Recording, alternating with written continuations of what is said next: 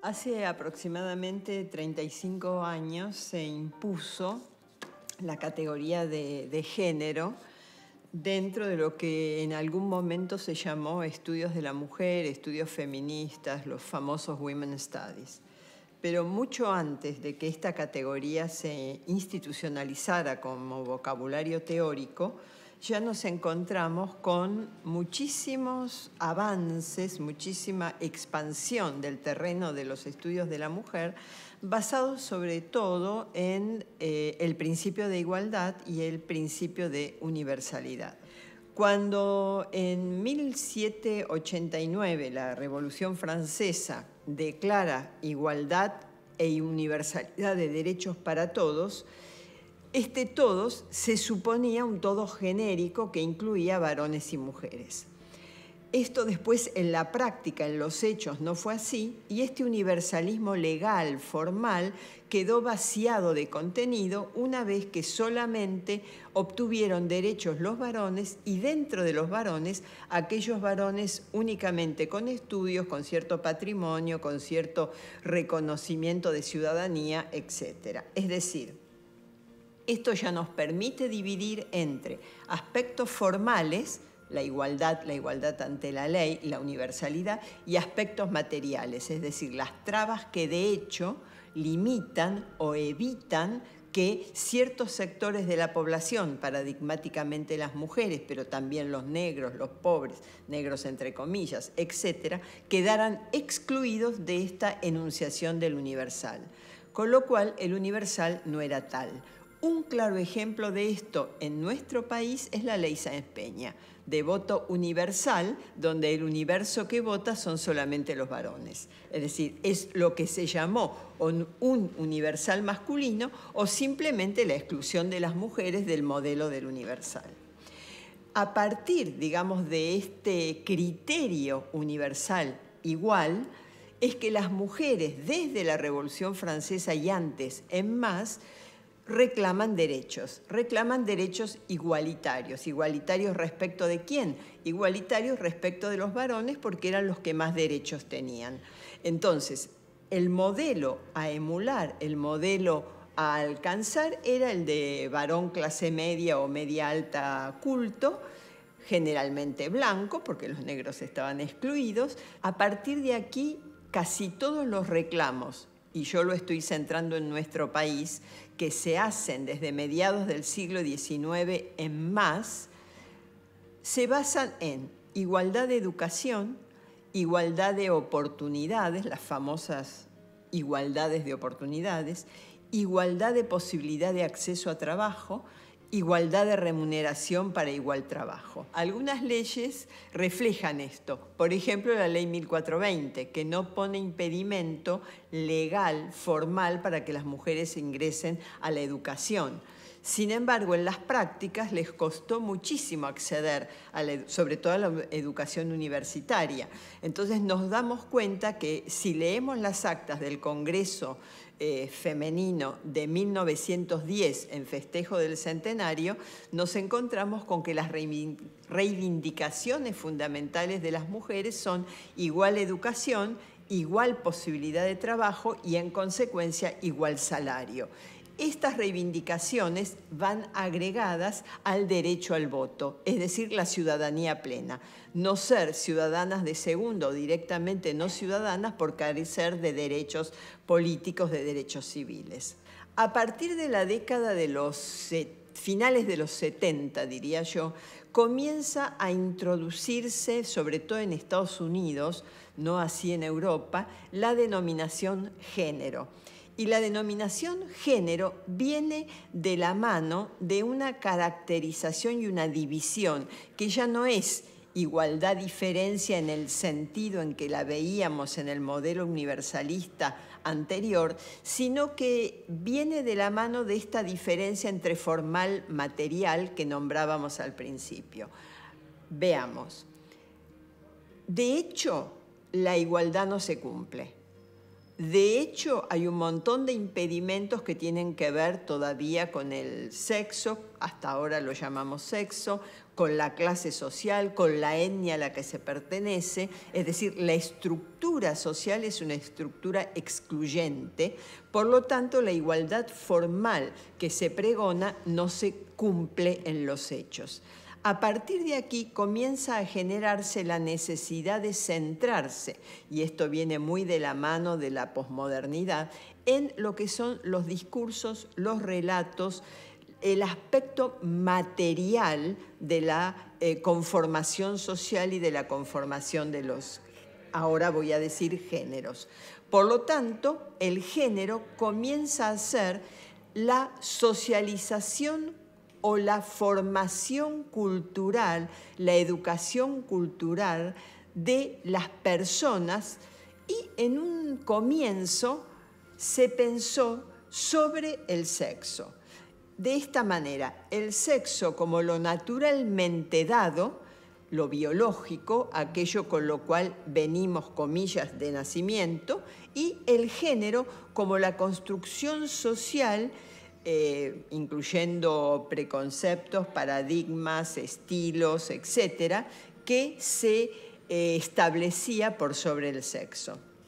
Esto dio lugar a una analogía muy común en la década de finales de los 60 y los 70, que era: el sexo es a la naturaleza como el género es a la cultura. En consecuencia, en esta analogía se dividía el sexo del género y se suponía que había algo así como un sexo que era modelizado, que era modelado a partir del género como un plus, como una suma, como un más. Poco a poco, y a partir de estudios teóricas, yo estoy pensando en este momento en Teresa de Lauretis, en Caroline Marchand, la noción misma de naturaleza entra en cuestión. Es decir, no es posible acceder a la naturaleza como tal, sino es a partir de algún discurso, de alguna teoría, de alguna manera que implica una mediación entre aquello que llamamos naturaleza y aquello que llamamos cultura. Todo abordaje de la naturaleza siempre va a ser desde un punto de vista necesariamente cultural y situado. En consecuencia, muchas autoras, yo en este momento estoy pensando en Judith Butler, llegan a la conclusión de que ya el concepto mismo de naturaleza es un concepto culturalmente construido. Esto que podríamos llamar este descubrimiento, esta teorización, abre la posibilidad de entender el género independientemente del sexo. Es decir, desvincula el género del sexo, porque ya aquello que llamamos sexo es una construcción cultural. De hecho, estudios antropológicos mostraron que no todas las sociedades clasifican en dos sexos, es decir, dos sexos binarios excluyentes, o se es lo uno o se es lo otro, o se es mujer o se es varón, sino que tienen clasificaciones mucho más complejas, incluso dependientes de un orden muy entramado con la clase social o clases, comillas, de tipo religioso, etc. En consecuencia, comienza a expandirse la noción de género y pasamos de lo que podríamos denominar de la ciudadanía como concepto vacío vinculada al universalismo y a la igualdad, a la identidad como concepto material pleno que tiene que ver con cómo cada quien se identifica a sí mismo, o, dicho más fácilmente, cómo cada quien siente que es respecto de la cuestión de la sexualidad. Esta expansión de la noción de género sobre todo se la debemos a Judith Butler y a sus desarrollos en torno a un concepto que es el concepto de performatividad. El sexo, ella utiliza de manera indistinta sexo y género precisamente para subrayar que ambos dos son constructos culturales. El sexo-género o el género se construye a partir de performance, ella comienza a trabajar la noción de performance como puesta en escena, digamos, como escenificación de quién es uno respecto de su sexo y de su sexualidad, y de alguna manera retoma una idea bastante arraigada dentro de la filosofía norteamericana, que es la idea de Austin de, lo simplifico muchísimo, decir es hacer. En este caso, el decir yo performo tal sexo, tal sexualidad, implica un género en el cual yo me voy construyendo como tal. Me voy construyendo como mujer, me voy construyendo como varón, me voy construyendo como trans, como bi, etc. Es decir, ya no queda atado a la base biológica supuestamente objetiva y muchas comillas natural, sino que comienza a desarrollarse en torno a la consideración de qué es cada quien, es decir, a partir de una identidad. Una identidad que tiene que ver con la opción sexual, que tiene que ver con cómo se ve en tanto varón, mujer, trans, bi, etcétera, y que tiene que ver con cómo reafirmo sistemáticamente todo el tiempo quién digo que soy.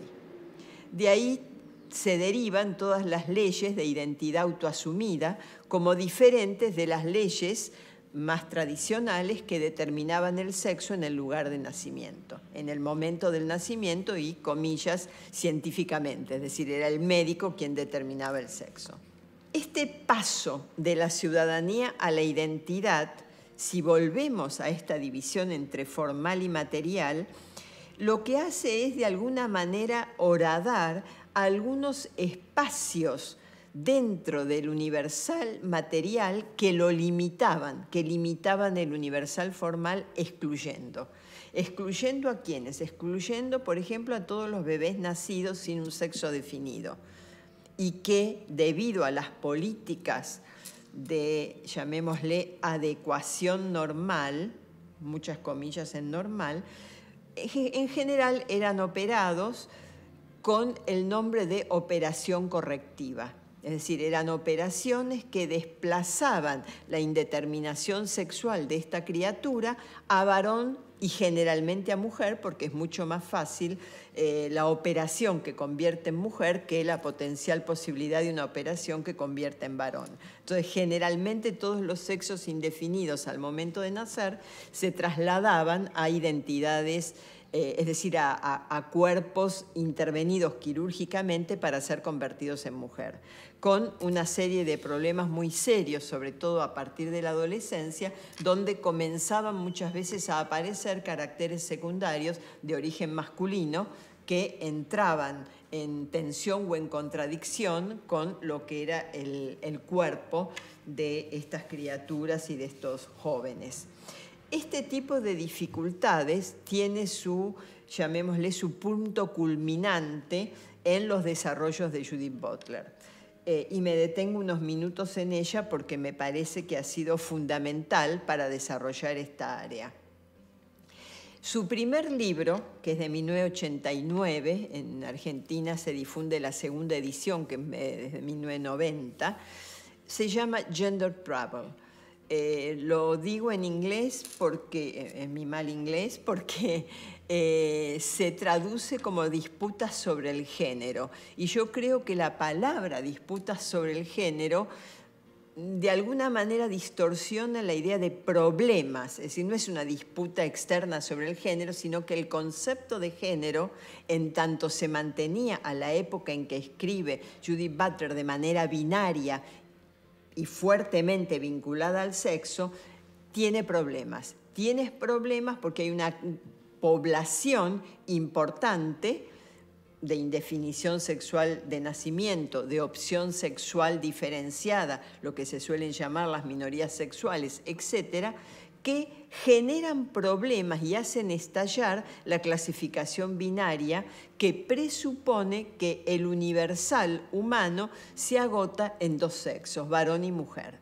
En consecuencia, en Gender Trouble, ella comienza a analizar esta situación y parte de lo que en algún momento se denominó una concepción una concepción no normativa, es decir, no reconocer que hay una norma, una normalidad. Acá le vienen muy bien todos los trabajos de Foucault, que rechaza la noción de normal, porque la noción de normal tiene implicada una norma sociológica, pero a la vez una prescripción, y al mismo tiempo se torna normativo, se torna prescriptivo, se torna obligación de todos de cumplir esa norma y no poder quedar excluido de ella.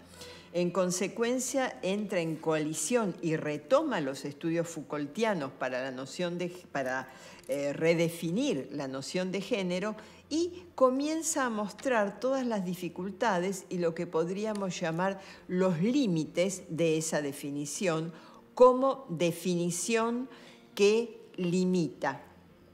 Cuando ella rechaza tanto la noción de sexo normativo como de género normativo, lo hace pensando que constituyen algo así como entramados de cierre de las elecciones de cada quien y no entramados que abran a espacios de libertad de elección.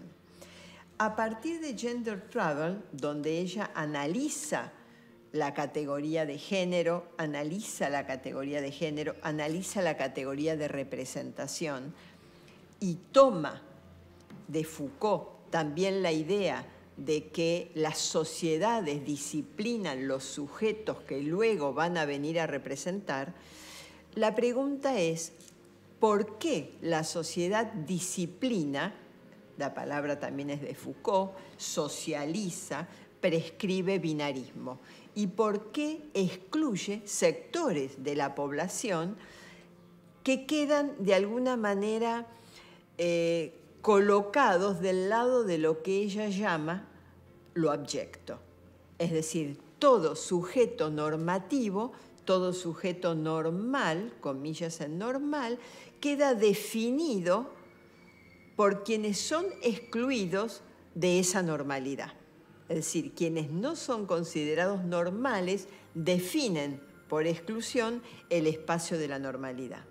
Cuando ella analiza este espacio es un espacio que ella denomina el más poblado, el más densamente poblado. Es decir, la exclusividad de la normalidad tiene que ver con color de piel, con nivel cultural, con clase social, con opción sexual. Es decir, es un entramado que conforma una abyección, que es la exclusión de los beneficios que sí obtienen quienes cumplen con esos, comillas, requisitos a priori.